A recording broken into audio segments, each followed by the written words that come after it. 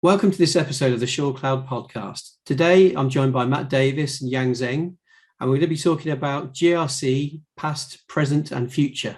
And my personal view that the market has really been historically underserved by any of the solutions that have been on offer. Enjoy. So guys, I would argue that the GRC market has never really been served historically with the right type of solution. So if you look back 20 years ago to the sort of start of the market, everyone was doing things differently. No real standardization, no real best practice. Certainly from my experience over the last 15 years, you come across customers that were doing a bit of this framework, a bit of this approach. They're kind of mixing and matching, and it really drove the need for configurability in software, which didn't really lead to a lot of standardization. And I think over the last sort of 20 years, there's been a huge amount of maturity, but very different market dynamics that I would still argue to this date have never really been a totally fit for purpose solution to the GRC problem. How do we feel about that statement? I would agree with you, Nick, because if we look back on how organizations operate, right, organizations started in the last century to try to become more optimum in how they operate and build specialities and specialize in specific areas. That's why we create different function silos like IT function or security function, finance function, HR function, etc. But as time goes on and more scrutiny and regulation comes into place, suddenly the business or the steering committees or the overarching boards suddenly realize they don't have a full grasp of what's going on. How do we comply with things? And then if you look then into the mid 2000s, right, then different kind of GRC or quotation GRC platforms start to emerge where, different vendors try to challenge specific needs around, control compliance or risk management. And then with the Enron scandal, as well as the WorldCom scandal, then, SOX came to place in the US, that suddenly there's a big demand on some kind of tool that can help business, especially the listed ones, to become SOX compliant. So from that point already, the starting place had multiple reasons of entry. So it was never started as a kind of a clean slate where from a philosophy perspective, from a market demand perspective, it was a single direction. It was more of a mixed match of all kind of needs. And so it kind of become natural then as the last 15, 16 years, evolved that more and more different type of, products, different type of needs, then all kind of get sucked into the space of GRC, and it's hard to then harmonize and standardize it.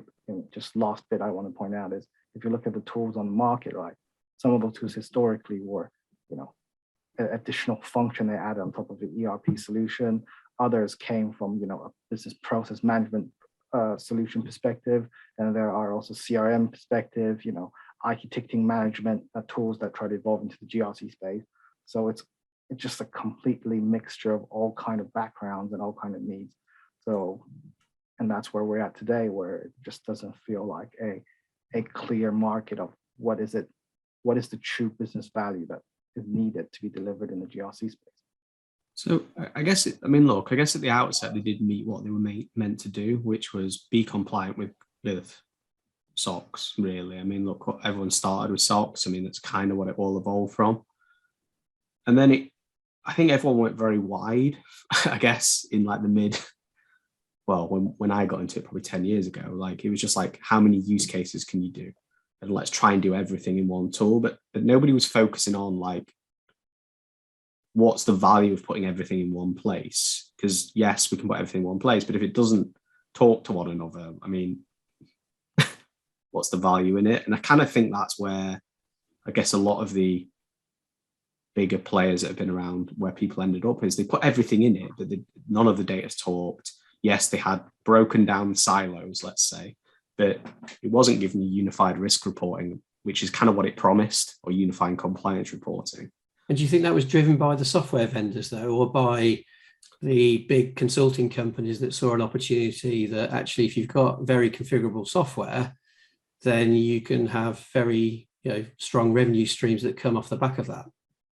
So I think both. I think the first one is software vendors wanted to do more use cases so they could sell more things, but the depth got I feel as they got wider, the depth of their solutions got smaller and smaller. And then that obviously played into, here's a consulting revenue, as I mean, me and Yang X consulting, was you could then do a lot of consulting work configuring it, which was great for big companies, but a lot of small companies didn't know what they wanted. And they were just like, okay, that'll do. And they just messed with it, changed it, and just ended up with really not, it wasn't really fit for purpose, because they got a process which was generic on purpose so you could change it without a lot of guidance, because it was designed for consultants or business people who knew what they're doing to configure it, which kind of only met the very top end of the market who had a large amount of money to spend, really. Yeah. Do you think there was any sort of focus on the data collection side of things from the wider organization? Because my sort of impression is that it was very much focused around the individuals that were being serviced directly, the risk professionals, the compliance professionals, but there wasn't really much back then focused on how are we actually going to get real value out of this, where the actual data exists from a source perspective. I think. Go ahead, Jan. So I think in the back of these large businesses' minds, the data collection and trying to understand the overall picture of how their business is operating from the risk and compliance space has always been there, but the immediate need or the actual involvements in procuring a product might not have extended to the large picture. So what we tend to see is, like Matt mentioned earlier, is it was a competition where all the vendors or the large players try to showcase that they can sell all these different use cases, but they're not experts in the domain, so it's very shallow. And that gives an opportunity for big consulting firms to come in, because although they don't have a GRC practice or they don't look at things holistically, but their operating units and their revenue generating units are based on being experts in those silos. And on the other side, you have immediate business need, like align with Basel, for example, which is a thing 10 years ago was a big deal for most banking organizations, is how do they align their operating risk to the Basel's regulation. And scenarios like these kind of made it a priority to then procure product to fit that specific need. And then if they bring in then the experts, the risk experts from a big consulting firm to build a complicated solution, it seems to have ticked all the boxes they need, made their life easier in that space alone. But what that meant was it's harder then for the organizer to understand what are the data in this whole module or this silo that we can fish out to serve the bigger picture. And I think when those happen in different times and happen to be done in silos as projects and as solutions, it hits a point that a lot of customers are frustrated today that they still aren't getting the benefit of what that GRC umbrella is trying to offer. I guess the other thing, Nick, to what you were saying there is I don't think data collection was an important thing. There was kind of an assumption that the risk team or compliance team just got the data and then they use this as their tool to manage it. And look, I think historically embedding it in the business as a self-service tool was not a core requirement. It was, how do I manage this process? And I think one of the things that Yang was saying there is, I think the other assumption is that when you've got a GRC tool, you would assume that it holistically integrated, which it kind of can, but it requires quite a lot of thought and know-how to make that work, and a lot of compromise and decisions, which probably wasn't explained to people. They said, if I get risk compliance, TPRM, whatever, in one solution, it should just work. That's probably what they were sold the dream. The reality of that is we all know that requires a lot of people to agree on a lot of things to make all of those things talk. And I think that's where in the past it has failed, is it's promised a lot, that giving unified risk or compliance reporting, unless I've gone into greenfield accounts where they were doing it from scratch, I've barely ever seen people achieve it, because it's just so hard, because you've got different people, different processes and different wants and needs, and getting them to agree without it being greenfield is almost impossible these days. Yeah. So do you think that, sorry, Yang? But just to add to what Matt said, if we want to look out there on the market, we immediately see that it's not achieved, because for most large organizations out there, they can't use the reporting capability in a GRC tool to satisfy their board pack. So that tells you that when these solutions were built, the need of the board was never properly thought of. Okay, so if I go back to my original statement then, do you think it's fair to say that this isn't the vendors or the service providers' fault necessarily? It's more a function of the fact that the market is so immature, and that because it was very new, everyone was trying to learn what was really required. So when you're talking about the data collection hadn't been thought about, clearly that's a major thing now, is how do we get the data from the first line? So that's something definitely that's matured in the industry. Is that a fair statement? Yeah, I'd agree. I mean, look, I think historically where it's failed is, like you say, data collection, thought, I guess, overpromise, under-deliver, I think is kind of where I would probably say people were. And then I guess like it's moved into like where we are now, which, I mean, to me feels like a large amount of people are moving to 2 or 3 GRC tools because its integration is easier between them, and using them for even buying specialist tools, one-off tools. But I think they tend to try and like to bring them together in a central point. Smaller companies still maybe want one tool because it's more cost effective. But I think a lot of bigger companies have ended up with, like, you take a lot of the big banks have 3 or 4 GRC tools because they can't agree on what they want and they've got no consistent data model. Yeah, because if we look at, I'm just thinking about a specific use case to put more context or examples around what we just discussed. If we look at operational risk, that's a perfect example, because operational risk looks at not only the risk you have in operation, but also what kind of mitigation you have in place. And in the last 10 years, most of the operational risk team, when they secure a product and start, using it, they have their own version of what the control library is, but they are not responsible for the compliance activities in business. It's just the lack of communication they have there that led to that. They'd rather trust the list of controls they have, and then they do what's called a RCSA to understand what residual risk they have remaining at different business areas. The reality is, if they are no longer siloed work streams, they should be collecting that compliance information from the back office through the IT team, through the information security team, and through other operating units to understand the overall compliance against those operational risks. I think the main thing that people are starting to focus on is, like, really, like, as we keep saying, this embedding and getting people engaged. Because I think I think we've spoke about a few times about this. It's not just about obviously engaging with first line, but it's setting now, like, and again, this isn't a tooling thing. This is about thinking realistic expectations. Is like, if we want to engage the first line, how do we engage them? What do we need from them? Like, if we say we need 50 things from them in order to make it work, which, I mean, historically is kind of what they've been asking, then there's your kind of first failure, is you're asking them to do something that they really a lot of the time don't want to do, and you're making it difficult for them. So it's like, yes, technology will help if you embed it well into the first line and make it easy. But the big thing is thinking about making it easy to engage with you.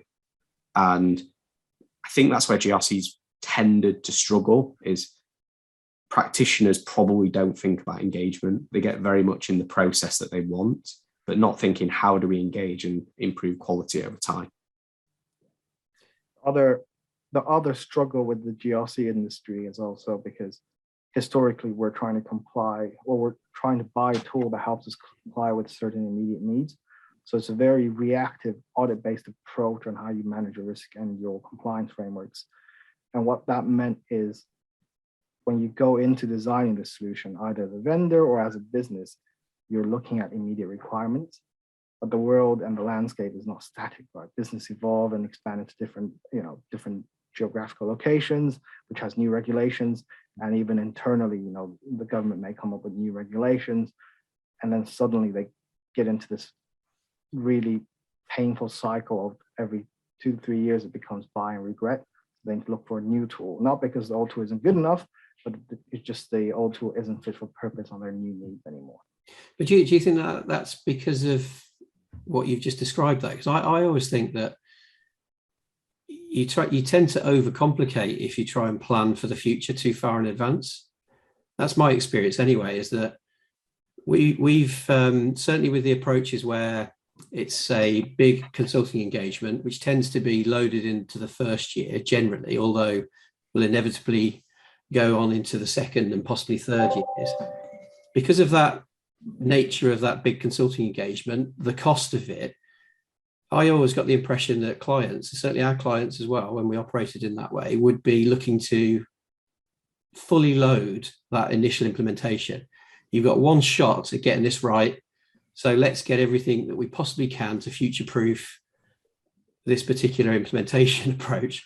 The reality is all you end up with is something that is totally overcomplicated in the first instance, because you've added in things that you might possibly need in the coming years. And I think that's where the frustration gets, is that you end up with something that is just not usable in the real world. So when it gets out there into the embedding and adoption phase, which a lot of, again, organizations aren't focusing on, nobody can use it. And you get the wider community complaining that it's just too complex. You get first impressions always count, users rejecting the software, and you're back to, okay, well, it's the software's fault, and therefore we should choose something else, and then make the same mistake again. And that's something that I always found really interesting with this industry in particular. It seemed like the roundabout, or the carousel of the big vendors that established the industry, and there was the kind of joke in the market of, oh, which one are you using this year? And I don't think that's fair on the vendors. I think certainly the implementation side of it, the implementation partners had a big part to play, as did the customers. So I think there's an equal shared responsibility at that point, because the dynamics are wrong and they're not fully aligned in terms of what they're looking to achieve, which is what we're finding these days. Simplicity has to be key. So have a plan to mature over time. Don't do everything in the first implementation of it. Get up and running, get the users on board, embed that part, and then move to the second stage of the maturity model or path that you're going on. I think that's something that I've certainly come to that opinion. I think the other side to that is the level of expertise that are on offer from the software side that isn't a full-scale Big Four consulting engagement. I think that's where you tend to have implementation consultants that, because you have the ability to configure software, are happy to say, yes, we can do that, without really testing, is that sensible? Is it going to work in the technology long term? Is it going to be right for the business in terms of how you're operating? Or is it one individual in the room's view of how it should possibly work for everyone else, to come? And I think that's where you can get into real issues. You need a certain degree of expertise from a domain perspective that is in the room, that understands the technology intimately, that can negotiate with the business users what are the most sensible deviations from what every vendor is trying to do, and deliver the mature, more best practice approaches to integrated risk management that we see in software today. Yeah, I agree with you 100%. Simplicity is key, and complexity is what's killing a lot of these implementations. The only difference, based on my experience and what I've seen, is that the complexity is not because they've thought about the future and then made the requirement complicated, is that they've went down a rabbit hole where their entire focus on complexity is taking a topic and try to make it an academic research. They come up with all these fancy ideas, all this different supposed future requirements, etc., and made it into an experiment, which looks perfect on paper, but when you implement it, it doesn't look at the bigger picture. And this is the problem with GRC spaces. Most business out there today, and some have realized this, but most haven't, is they see risk teams, risk functions, compliance functions as a cost center. So they allocate budget to deal with it. But there hasn't been a business drive to say, well, if I'm trying to optimize risk management or compliance management, how is that helping my business objective? How is that helping my financial performance, right? On a bigger, grander scheme. So that's why when you go into these workshops, there's never a thought about what is the true business value for business, rather than okay, I'm not going to get fined by this regulation because I've thought about all these complicated scenarios.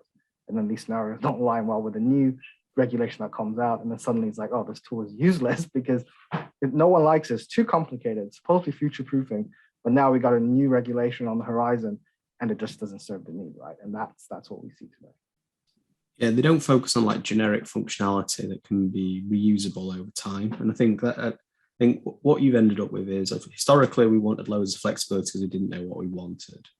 The current state is we've got that flexibility, but there's a disconnect. And look, there are obviously great implementations that have happened, but you tend to have maybe non-risk people or risk people, but no technology background, and you haven't got that right mix. You end up with a solution that, look, it kind of works, but how do you measure if it actually added value above and beyond just automating the existing process? For me, that it's got to do more than that. Like, your aim has got to be, I want a measurable outcome so I can see what this process does and how I can show value to the business. Because what Yang was saying there is like, compliance should be a differentiation. If you can do it quick, well, you can enter markets faster.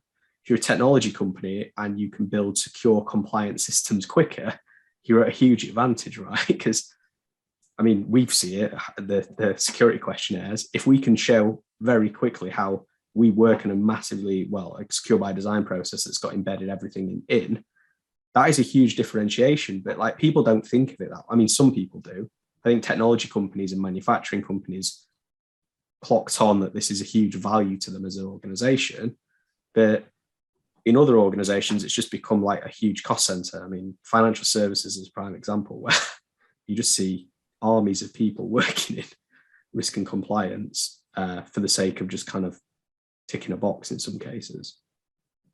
Yeah, look, I think you're right. And don't get me wrong, we're not immune to any of the challenges that I talked about at all. Yeah. And I think some of the things that I've experienced, certainly firsthand, make you start to think that actually software is not the be all and end all, ultimately. From the expertise that we've already discussed, I've been in demonstrations where clearly you have great demo environments with demo data sets that show lots of really interesting things. And I've then gone to an implementation meeting where we go live with a customer, and it's kind of, well, where's all of that really interesting stuff you showed me during the sales process? And I was like, I don't know what you mean. All the risks and everything like that. I said, well, we have standard risks that we can provide you. No, those risks, you had like 200 risks. They're really detailed. Yeah, those are the demonstration risks. They're not your risks as such. They're a starting position, but clearly there's work that has to go into to this. And I think that's a certain level of market that, again, from a maturity perspective, the good news is that there is investment into GRC as a product category and as a very worthy thing to do. And clearly it's driven by perhaps mandatory requirements. But I do think there's still a lack of understanding around the undertaking of what it really needs to get value out of the investment.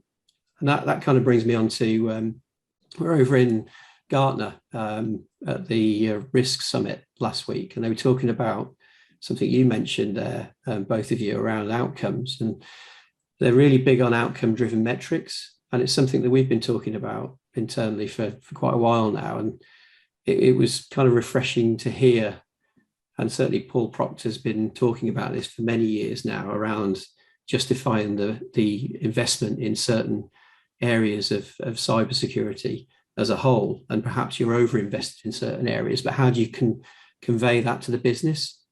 So I think outcome-driven metrics and the approach to that is definitely where it's at. Yeah, for me, it's all about contextualizing things to value to the business. So you need to understand, like, okay, as a business, what are we aiming to do? Generally sell more, make money. But what do you need to do that? And then you look at what are the assets and processes and services that make you run, right? And how important they are to you.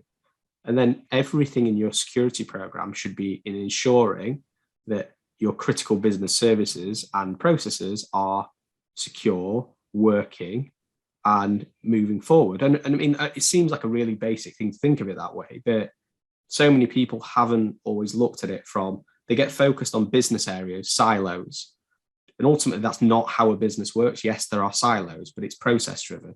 Finance is across many different things. Your sales process is across many different functions, and it's looking at things cross-functionally and then looking at the things that support it. And it's kind of creating, if you think about it at the beginning, like a map at the center of a GRC tool of what's important to your business. And then all of your activity should hang off that so you can contextualize it. And I think that's where people have fallen over, is it gives you a lot of data, but how do you sieve through what's important to you? Like, how do I know what are the top 10 things I need to do? And I think it's not easy. And for me, that's the future, which is how do I look at that, well, I guess, overarching view and then contextualize it so I know what's important. I agree with that completely. So from a future of GRC perspective, I think that's going to be one of the key topics that a vendor needs to address to become a leader in this market, is how do you contextualize all the different data, make different work streams and functions speak the same language. So when it goes to the board or goes to senior management, they know what actions need to be taken to make the business operate better, rather than to solve a specific risk problem or compliance problem that doesn't, or it's difficult to align with actual cost and benefit. The challenge with this is twofold. One is, are we getting the right amount of expert, both from a vendor side, from an implementer side, as well as from a customer side, to actually create that value? And two is, are people willing to put their own career at risk to challenge the status quo? The second part, I think, is more difficult based on my experience, is one, a small organization don't have that much experience, which then resonates to your example earlier, Nick, is that when they see a demo, they like the data, they said, why can't we have that risk data? If they don't have the maturity, they want a quick win. So they're looking at demo data and think that's relevant to their business. They can use it, but if they do use it, it's probably not serving the best need they have. And it's still going to struggle to solve any real business problem apart from showing an auditor or showing a regulator that I've complied, right? It's a very reactive work. For larger organizations, the problem is even bigger. It's policies and structures existed in the business for way longer than their career.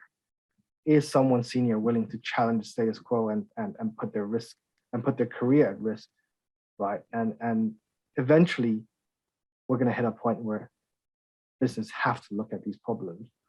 But the problem now is most customers are either inexperienced or not willing to be bold enough to challenge those. And then that makes us in the industry kind of stuck in a limbo where we want to serve the, the more cutting edge stuff to make business better, but we're only receiving requirements to solve a small problem. I think what it needs to be is it needs to be embedded with proper expertise and guidance. I mean, look, I know it's where we're heading, but like, you should be selling software, great, with very good built-in best practices, right? So look, kind of the starting point is you should be able to use the software out of the box as it is for me, and it work, right? That you should be able to comfortably say that you could take it as it is, but what you should be then looking at is like, how do you adapt it or enrich it to meet your business needs? And in some cases, that is going to be, actually, we just need help populating the data and getting things gone. So like running risk workshops, to your example before, Nick, like we should be running risk workshops. You shouldn't be asking for the demo data because you haven't got any risks. What you should be asking for is, I need help running workshops to understand my business risks, right? And I think that's where the industry's got to go, is like, yes, software's great, it helps, but also giving them meaningful content in relation to their business and making sure they can use it. For me, that's the missing key here, is we've got so focused on let's configure it, but like, yes, you configure it, but what you need is you need good data and good processes. It, for me, is the main thing. Do you think that's the case for the enterprise level though as well? Because they clearly have a huge amount of expertise in-house. Is it the same? No, I don't think it is. But do you know what? I think you can break the market in two there, where you've got first-time mid-size organizations and you've got the big enterprise. I mean, the big enterprise, I think, ultimately will do what they want to do because they've got, as Yang said, very mature processes. and that's how things are. And look, and some organizations may change it, but then the rest of the market is kind of, I feel, underserved. Like, they get given this really complicated thing that you can configure, and then you can go and ask someone to do it for you, when really what they want is, tell me how I can do a good job and tell me what I need to do and help me along that journey. And that for me is like the biggest value to organizations. I mean, look, the enterprise customers will always do what they want to do, which is build it exactly how they want, because they have the budgets, time and resources to do that. I think you're right. And I think that's spot on. I think there is definitely a massive gap where you have application software that can serve the masses. It's simple. You switch it on, you get up and running, and it does a very good job. And then clearly there's, how do you mature from there? But the problem is, with maturing from there tends to be a very, very big jump to the enterprise software, which is configuration based and big engagements with large consulting companies that are very keen to be very detailed and in depth and broaden out the scope as much as they possibly can to obviously deliver a very, very comprehensive solution. But the reality is, it's overkill for that missing piece in the middle that needs something that is, you can't get away from the fact that organizations' complexity increases as they grow. And that complexity does mean that you have to have a degree of flexibility in the solutions that you then offer those types of organizations. So application software that does one thing well isn't going to serve those needs. But it doesn't have to then go to the nth degree of, well, here's a blank canvas, what do you want me to build for you? Yeah, and I think if you take, like, I guess the current we kind of get, isn't it? It's like, that's where we're at. And then look at the future. It's like, what has failed to date is, like, look, kind of the enterprise have worked because they figure out a method to build 4 different solutions. They've got a lot of budget and they build solutions that are fit for purpose for them. Some cases, like you say, they might rotate them, but I think most of them would say, look, it works. It does what we need it to do. I think it's really failed in the mid-market. Like, the mid-market have really not been serviced particularly well by GRC to this point. They've probably had to spend more than they would like. They've been probably asked questions that they would rather just be guided through. So I think that's where the biggest failure is. And look, the lower market has helped because there's a lot more, like you say, those kind of very simple solutions there. But I think that's where we've ended up. And for me, the future is embedding, making sure the immediate future, like the next 2 to 3 years, is getting the business to buy into GRC being just part of what they do and seeing the value in it. And that's a process thing. That's an embedding thing. And obviously the technology makes that easier. But after that, it's like, how do I begin to automate this? And I don't mean just process automation. I mean, how do I retrieve data in real time? How do I show value of actually when we're building applications, and I mean applications like something that maybe some technology stack, that in real time, I know that's been built in line with our compliance standards and security standards. Because that's where people want to be. They want to be knowing near real time or real time what's going on, that the controls are working effectively, and that there's evidence that they're managed with true automation. Yeah, I think one of the things that you said earlier actually was quite interesting around, the early days being about breadth of solution and trying to, where are the boundaries of our GRC program? Well, they're not set yet, because we can do that. Yes, we can do that. But I think that, you've mentioned about a much more of an acknowledgement around depth as being very important, and integrations. So is that something you see as where we're at today and the future, is that there will be specialists in certain areas? I feel so. I feel like, and I think fundamentally you want different things. Look, you want them to report together. Like, if we take a traditional 3 lines of defense, which is non-IT, I mean, look, you'd argue now IT is a very large component of any business risk, but the way you manage it is still different, and I think it always will be. And the focus is, one is around assets and services, and the other one might be around entities and processes. So look, they need to join together. You need different specialisms. And for me, like, depth in each of these areas, like financial risk, cyber risk, you need depth in those now. Like, these are getting more complicated. They're getting a lot bigger risks, and you need to have that depth of the capabilities to deliver it. And to your point there is like the other thing is like automation and integration is absolutely critical. I mean, in our space, in IT and cyber GRC, you can't be an effective player without good integration capabilities and data analytics capabilities, because that is where you've got to be. Like, you need to integrate large data sets, you need to run rule sets over it, and you need to be heading into that way to do, well, automated testing, automated scheduling of controls, so you can do this in real time. And that to me is the big win, actually, that continuous control monitoring and key risk indicators and the rule sets, etc. That is, I think that's fantastic, that potential in organizations. But that sounds like a very mature organization that would benefit from that. Whereas, again, I think still in the area that we're talking about of the market, there is still that maturity journey to go on. Keep it simple, get it up and running, roll it out to the population that needs it, embed it, then start to build on it. Is that the approach, or are you saying that you could take actually, let's integrate these feeds now, set up the rule sets and benefit from both at the same time? I think so. Oh, go ahead, Nick. Go ahead, Yang. I think there's two folds on how we approach it, right? So for the immediate future, I mean, the next 2 to 5 years. So Nick, what you said about those complicated feeds, etc., that's definitely for the enterprise level customers, because that's the next step, right? Understanding the wider, pot of information out there, news feed, etc., understand how they can integrate it and make decisions out of it. But for kind of the customers that's in between, the very small organization, the very large enterprises, for them, I think the biggest change that needs to happen is understand what key metrics they have as a business. And these key metrics, if they're not ready because of the maturity curve to talk about external feeds, is looking internally on what those metrics are. Because I can give some examples, right?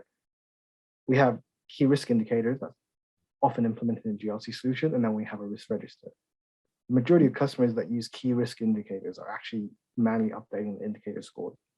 But the reality is those key indicators exist to contextualize the risk data.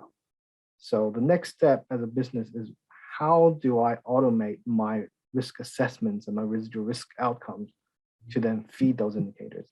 And equally, business have key performance indicators, but they don't look at it from a risk space, because if a key performance indicator fails, shouldn't there be a risk element to it? And if they start thinking that way, then they can automate the approach of creating new risk into the register based on that. And suddenly they'll achieve the level of automation. And I think the other thing to look at, that's why it's causing medium-sized organizations to feel like they're constantly under stress over more and more budget to go into the risk and compliance space to meet new regulators, is that they're only focusing on understanding and reacting to the risk and compliance landscape. The missing integration there is the outcome of your compliance and risk activities. How do you automate that to improve your operating processes? And that's another area they need to look at. And once they can achieve those, without looking at any external feed or external factors, they already optimized the way they perform, and GRC tools already added much more value to it. Yeah, I think. Look, you do need to get the fundamentals right. There are fundamentals to every program that needs to be embedded, i.e., you need to know what your data structures are. So what it is, like assets, processes, that kind of stuff, it's obvious. And then you also, on top of that, need to then probably have well-documented controls. You can't automate stuff if you don't really know what you're supposed to be compliant against or what your risks are, right? So I think that is the first thing. But I do think technology is moving in a way that you're going to be able to get this continuous monitoring capability into your environment fairly quickly. Obviously, it still requires, and always will, a high level of setup, because there is no standardization in how people implement these controls, what technology stacks they use. So that is going to be the challenge over the next few years, which is, yes, the capability exists, but how do I embed it quickly? Because I don't see that being solved in the next 12 to 18 months, if I'm honest. It sounds like GRC all over again then. Yeah, I mean, look, it's hard, isn't it? Like to write a script for every possible way and every single tool that you might use to check like segregation of duties, joiners, movers, leavers, if the correct things have been settings have been set up in AWS or Azure. I mean, it's just going to take time, and it's also going to require people to focus on what's the most important. And I think that's the thing with this automation is there's no way on earth you're going to do everything at once. So what are the biggest risks? And then automate that and then work your way over it. Again, same things we keep saying, maturing a program over a 3 to 5 year perspective. I think you're right. I think the pace of change of technology these days is so rapid. As you say, to try and keep up with that with a standardized rule set would be pretty challenging to say the least. But risk frameworks, approaches to risk management, process maturity, those sorts of things, as well-established ways of implementing those in organizations, with the caveat that clearly there might be some non-negotiable processes that have to operate a specific way in that specific organization. Yeah, agreed. So I think definitely like we should be giving them good start for 10 in the future. You shouldn't be asking them like, how do you do a risk assessment? I mean, I think most people now should have a fairly standardized way of doing it with a couple of variables to change. I think the big thing is like how you measure value of it and over time. And I still think the future requires you to add value of what you're doing in your GRC program. Like what value has this done over a 12-month period? And how have we delivered that back to the business? And I think of a CISO, like that's what they want to be doing, isn't it? Focusing on like, what value have I given the business from my GRC or security program? And I think that's the problem that, clearly the expertise side of things solves, is that you're not focusing on the mechanism to do something. You're focusing on the value that activity actually delivers to the business. And I think it's a mindset shift in a lot of the approaches that organizations are taking today. I think chasing that philosophy, like Matt said, or the maturity curve is correct. However, like what you said, Nick, technology is ever evolving, landscapes ever changing.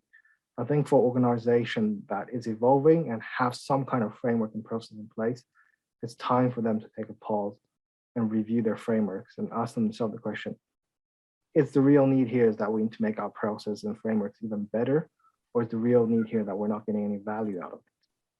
And if it's the latter, then the question is, how do I make more value out of it using a GRC tool by optimizing and automating things that I can? Because if you keep pursuing these maturity curves, you're always doing a research work that is going to be cost driven.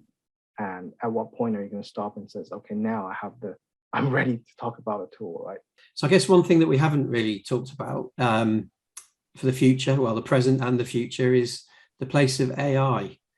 And what is the thoughts on the reality of that being able to be a major part of GRC? I think it's critical because it's where technology can genuinely deliver on making programs more efficient. Because process automation is great, it does make it more efficient, but you can start to say, actually, we saw this risk 6 months ago. You did X, Y, and Z. Do you want to do this again? Once you can start to apply learning or past behavior to doing things, the processes will become much more automated. And I know we spoke about it before, is you can then focus on,